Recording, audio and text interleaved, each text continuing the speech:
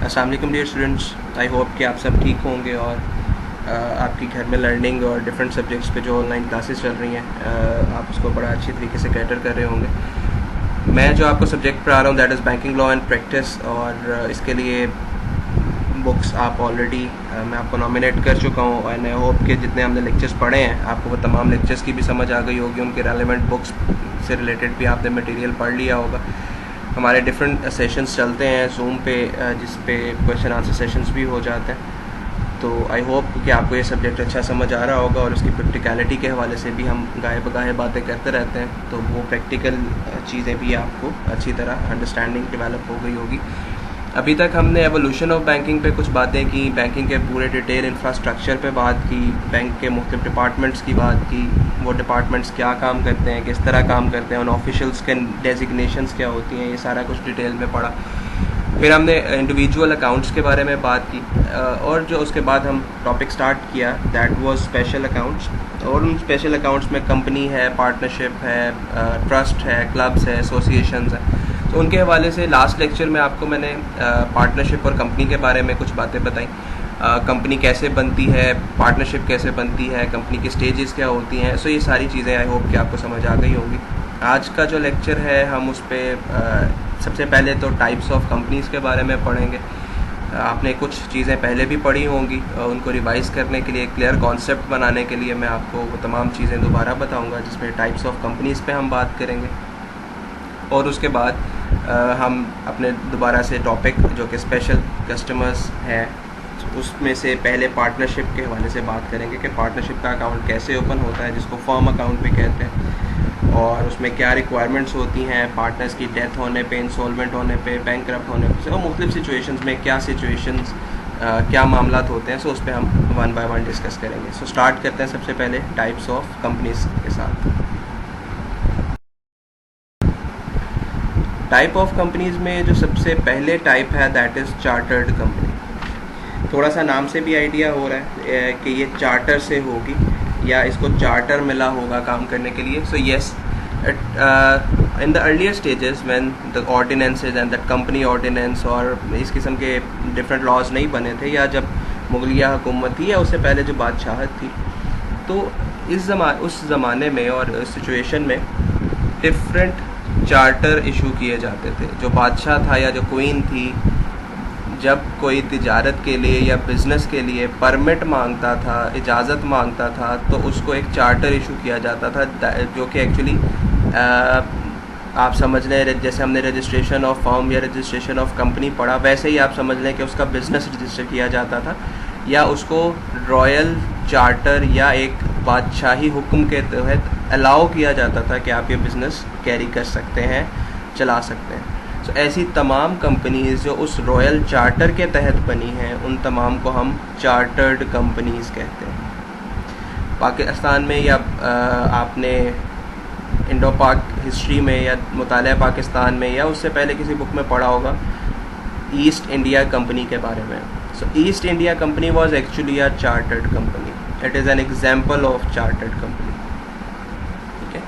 बहरहाल जब से पाकिस्तान की अगर हम बात करें तो जब से कंपनी ऑर्डिनेंस 1984 और उसके ऑनवर्ड रूल्स रेगुलेशंस हैं, बल्कि इनफैक्ट पूरी दुनिया में, क्योंकि अब वो रॉयल सिस्टम्स मौजूद नहीं है, हर कंपनी के डिफरेंट रूल्स रेगुलेशंस और लॉज मौजूद हैं। सो हर कंपनी उसी के तहत रजिस्टर होती है। बहरहाल keeping that view in specifically to the Pakistan, तो पाकिस्तान में जब से कंपनी ऑर्डिनेंस आया है उसके बाद से कोई भी कंपनी चार्टर्ड कंपनी के तौर पर रजिस्टर नहीं हो सकती।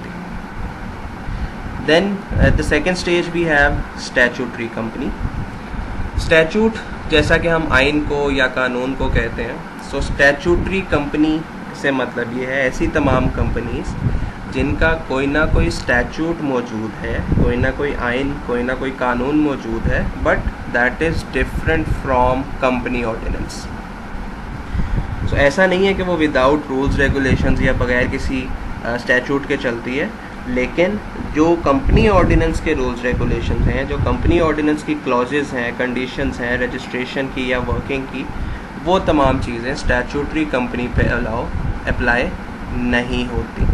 सो स्टैचूटरी कंपनीज़ वो कंपनीज़ हैं जो ज़रूरत के तहत बनाई गई in the wake of emergency, और उनके लिए एक स्पेसिफिकली पूरा स्टैचूट या लॉ या गवर्निंग रूल्स डिफ़ाइन किए गए, और वो अभी तक उन्हीं स्टैचूट के मुताबिक, उन्हीं गवर्निंग रूल्स के मुताबिक अपना काम परफॉर्म कर रही हैं। जैसा कि जब पाकिस्तान आज़ाद हुआ था 1947 में, so we did not have any central bank at that moment, तो उसके लिए हम इंडियन सेंट्रल बैंक के हवाले से ही पाकिस्तान में भी रूल्स रेगुलेशंस चला रहे थे। बट लेटर ऑन व्हेन कायदे आज़म मोहम्मद अली जिन्ना साहब दे ही अनाउंस्ड कि हम अपना एक सेंट्रल बैंक बनाएंगे, because there was rivalry between both the countries. तो ऐसी सिचुएशन में एक सेंट्रल बैंक को बनाना सबसे इम्पॉर्टेंट था, और वो क्योंकि रजिस्ट्रेशन के और ये तमाम रूल्स इतनी डिटेल में नहीं बनाए जा सकते थे, तो सिर्फ सेंट्रल बैंक के लिए, जो कि पाकिस्तान में स्टेट बैंक ऑफ पाकिस्तान है, उसके लिए एक स्टैचूट बनाया गया, एक स्टैचूट रूल्स रेगुलेशंस डिफाइन किए गए। So this is an example of statutory company. Similarly वापडा है, नेशनल बैंक ऑफ पाकिस्तान है। सो ऐसी तमाम कंपनीज, ऐसी तमाम इंस्टीट्यूशंस जो कि एक स्पेसिफिक स्टैचूट के मुताबिक चलते हैं और वो कंपनी ऑर्डिनेंस को एज सच फॉलो नहीं करते, उनको हम कहते हैं statutory companies. Then we have the registered companies. ये वो कंपनीज हैं जो कंपनी ऑर्डिनेंस 1984 के तहत अपने आप को रजिस्टर करवाया। In other words, any company which is working, which has been registered under the company ordinance 1984 is called registered companies. अब ये रूल अमेंड होके कंपनी ऑर्डिनेंस 1984 से कंपनी एक्ट 2017 के मुताबिक कंपनीज रजिस्टर की जाती हैं। सो जब से कंपनी ऑर्डिनेंस 1984 लागू हुआ, अप्लाई हुआ, उसके बाद से कोई भी कंपनी रजिस्टर्ड कंपनी के अलावा नहीं बनाई जा सकती या नहीं बन सकती। लाइक ना तो चार्टर्ड कंपनी, ना ही statutory company. So all companies have to register themselves now as per the Company Act 2017, and at the earlier stages it was Company Ordinance 1984. So company ये सारी कंपनीज जो हैं, मैंने आपको बताया कि कंपनी ऑर्डिनेंस 1984 के तहत रजिस्टर करती हैं। फिर रजिस्टर्ड कंपनीज़ को हम कुछ सब कैटेगरीज में डिवाइड कर सकते हैं, जैसा कि public limited company, private limited company, limited by guarantee, public limited company limited by guarantee and unlimited company as well. So हम वन बाय वन इनको डिस्कस करते हैं। सबसे पहले बात करते हैं पब्लिक लिमिटेड कंपनी की। पब्लिक लिमिटेड कंपनी एक ऐसी कंपनी होती है जिसके मेंबर्स कम से कम 7 और ज़्यादा से ज़्यादा अनलिमिटेड हो सकते हैं। इसकी कुछ कैरेक्टरिस्टिक मैं ऑलरेडी आपको बता चुका हूँ कंपनी फॉर्म ऑफ बिजनेस जब हमने पढ़ा था उसमें, कि ये एक सेपरेट लीगल एंटिटी होती है, ये एक आर्टिफिशियल पर्सन होता है, इसकी मैनेजमेंट ऑनरशिप से मुख्तलिफ होती है, it has a common seal, it's ownership is separate, जो कि इलेक्ट होती है through votes. So public limited company के मेंबर्स कम से कम 7 और ज़्यादा से ज़्यादा अनलिमिटेड होते हैं। ये अपने वर्किंग कैपिटल या अपनी जो मिनिमम सब्सक्रिप्शन को मीट करने के लिए प्रॉस्पेक्टस इशू करती है, और उसके थ्रू जनरल पब्लिक को इनवाइट करती है कि वो शेयर को सब्सक्राइब करें या कंपनी को पैसा दें, और कंपनी उस पैसे से काम करती है पूरा साल। And then in return if the company gets profitable, तो वो डिविडेंड की शक्ल में अपने शेयर होल्डर्स को वो प्रॉफिट डिस्ट्रीब्यूट करती है। So this is public limited company and it is limited up to the share amount.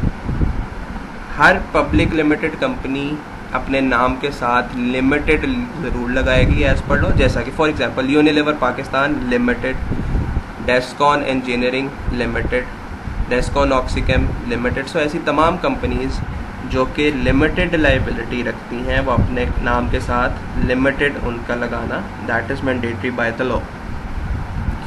So public limited company limited by shares का मतलब ये है कि in case of winding up, in case of bankruptcy, in case of solvency और in case of death of the company, जो liability है, जो जिम्मेदारी है उस कंपनी की, that will remain limited। कहाँ तक? वहाँ तक जितने शेयर होल्डर ने कंपनी को पैसा दिया हुआ है in term of जो शेयर उस इंडिविजुअल ने खरीदे हैं।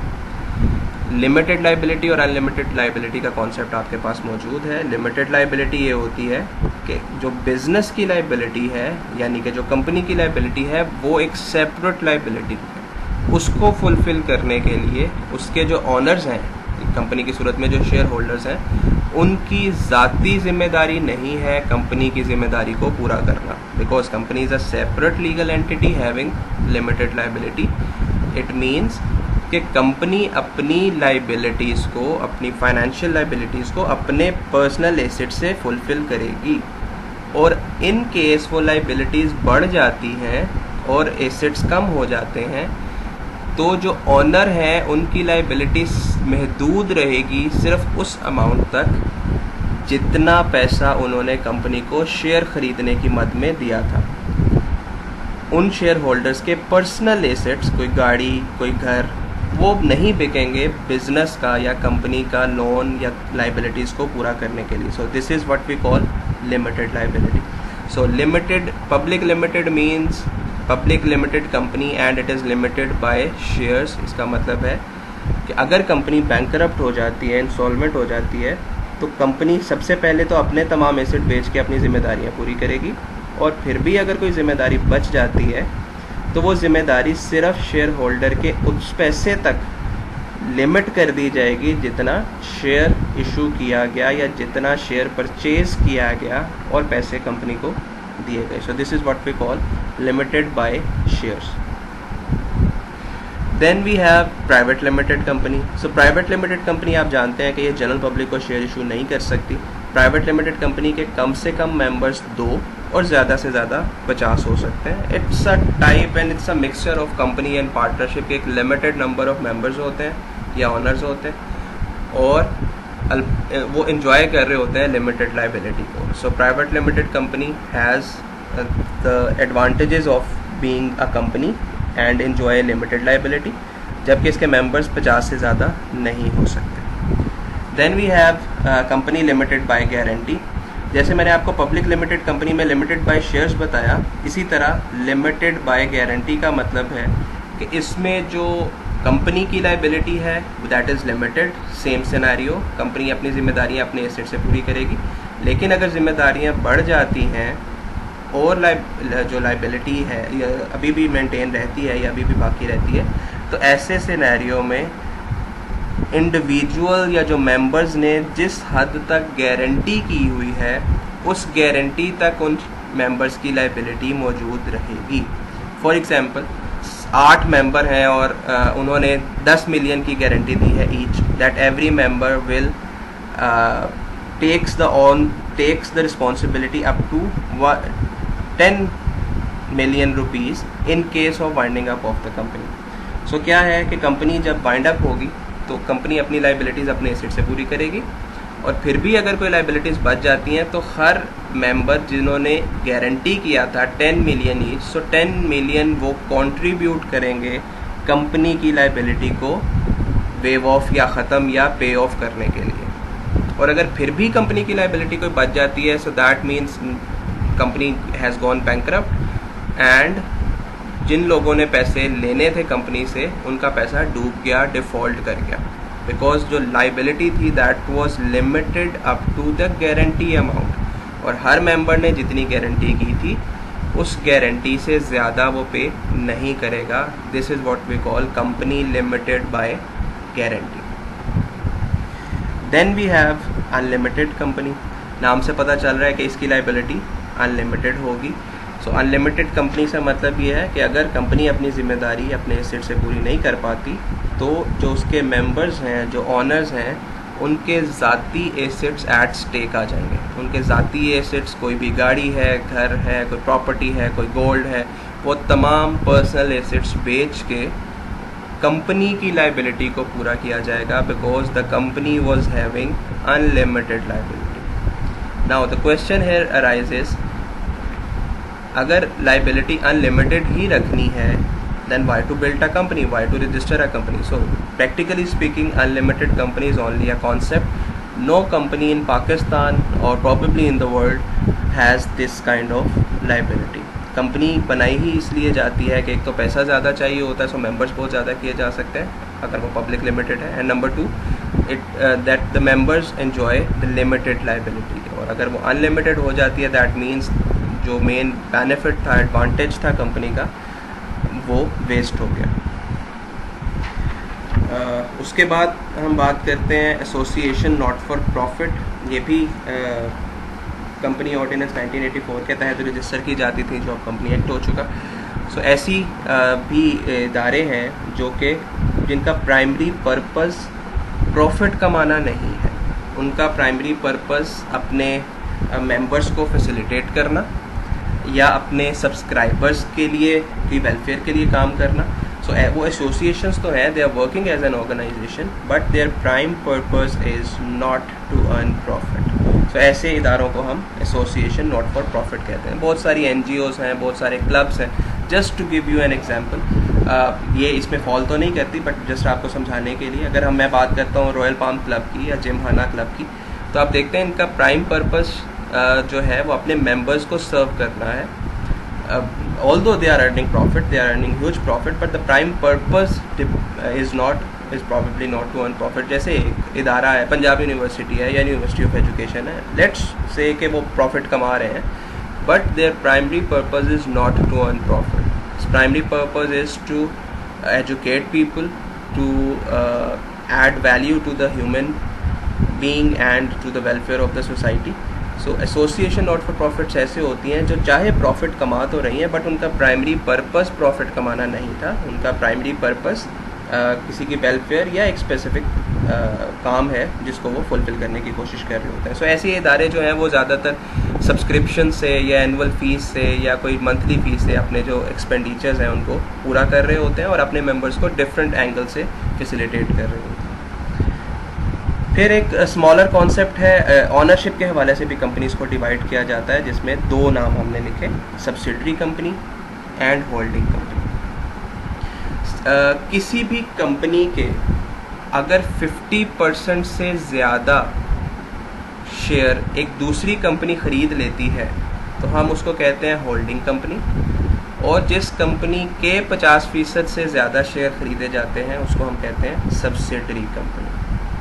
मैं रिपीट कर रहा हूँ, एक कंपनी के अगर 100% टोटल शेयर है और उसके 50% से ज़्यादा शेयर कोई एक कंपनी ख़रीद लेती है तो हम उसको कहते हैं ये होल्डिंग कंपनी है, और जिस कंपनी के शेयर ख़रीदे जाते हैं उसको कहा जाता है सब्सिडरी कंपनी। इसका प्राइमरी पर्पस जो है वो मैनेजमेंट कंट्रोल करना होता है। ये मैं आपको बता चुका हूँ कि जो बोर्ड ऑफ डायरेक्टर्स इलेक्ट होते हैं किसी भी कंपनी में वो वोटिंग के थ्रू होता है। सो अगर कोई कंपनी किसी दूसरी कंपनी के 50% से ज़्यादा शेयर खरीद लेती है, सो इसका मतलब है वो 50% से ज़्यादा वोटिंग राइट्स खरीद चुकी है। सो अगर वो 51% एक इंडिविजुअल को वोट करते हैं डायरेक्टर सेलेक्ट करने के लिए, सो बाकी 49% अगर किसी दूसरे को करते भी रहें, the majority will remain with the holding company. So to keep the ownership and to keep the management and hold in to the company, ये ऐसी एक्टिविटी की जाती है। So a company which holds 50% or more than 50% shares of another company is called holding, और जिस company के 50% से ज़्यादा शेयर खरीदे जाते हैं that is called subsidiary company। I hope कि आपको डिफरेंट टाइप ऑफ कंपनीज़ के बारे में अच्छी अंडरस्टैंडिंग हो गई होगी। ये इसलिए ज़रूरी है बिकॉज जब हम बैंकिंग की बात करते हैं तो बैंकिंग में हम बैंकिंग फॉर्मेलिटीज़ या बैंकिंग डॉक्यूमेंटेशन को पूरा करने के लिए अगर बैंक का कॉन्सेप्ट मौजूद नहीं है that can create a problem. तो उस हवाले से आप पहले अच्छी अंडरस्टैंडिंग डेवलप कर लें कि पार्टनरशिप होती क्या है, इसकी कैरेक्टरिस्टिक्स क्या होती हैं, या इसमें पार्टनर्स कैसे रोल प्ले करते हैं। सिमिलरली कंपनी कैसे होती है, कंपनी बनती कैसे है, उसकी डॉक्यूमेंटेशन, जैसा कि हम बात कर चुके मेमोरेंडम ऑफ एसोसिएशन की, हम बात कर चुके आर्टिकल्स ऑफ एसोसिएशन की, प्रॉस्पेक्टस की, statement in lieu of prospectus की, इसी तरह बनाते हुए जो कुछ सर्टिफिकेट्स हैं, certificate of incorporation of business, similarly certificate of commencement of business. So ये सारी चीज़ें अगर आपके माइंड में होंगी तो आप कंपनी के अकाउंट को या पार्टनरशिप के अकाउंट को, because they are special accounts to the bank, इसके अंदर बहुत सारी फॉर्मेलिटीज़ हैं, बहुत सारी ऐसी टेक्निकलिटीज़ हैं जिसकी वजह से बैंक को भी नुकसान हो सकता है, कस्टमर को भी नुकसान हो सकता है किसी भी इग्नोरेंस की वजह से। As it is said, ignorance of law is no excuse, so you cannot ignore anything just because you do not know anything, so you need to have all the knowledge about it और उसके बाद जब आप working करेंगे किसी भी bank में या किसी भी बैंक की फॉर्मेलिटी के हवाले से, सो अगर कॉन्सेप्ट क्लियर है then you can better concentrate on the working and the formalities and documents of the banking sector. So I hope कि ये सारा कुछ आपको समझ आ गया होगा। पार्टनरशिप के ऊपर मैंने जैसा कि कहा था कि ये लेक्चर पे हम बात करेंगे। So this lecture has already been of much length, तो आप पहले इसकी अंडरस्टैंडिंग डेवलप कर लें। And now in the coming lecture we will be discussing straight away to the partnership account and then to the company account. जज़ाकल्लाह।